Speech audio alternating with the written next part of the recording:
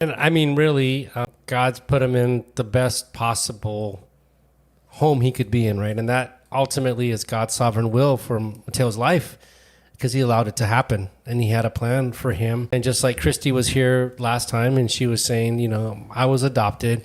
I think she was 2 years old. But the change that Mateo could maybe sit in this chair one day, I probably won't be alive, and tell his story of how God, what a testimony how God worked in his life and what a story he has that an aunt and an uncle were willing to become mother and father. And I just think, wow, what an awesome parallel between, God redeeming us as lost people out in the world destined for hell, right? The wrath of God abides on us.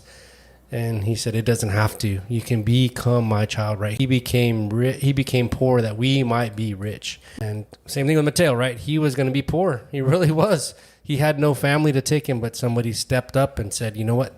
I'll do it. And that's what I feel God, right?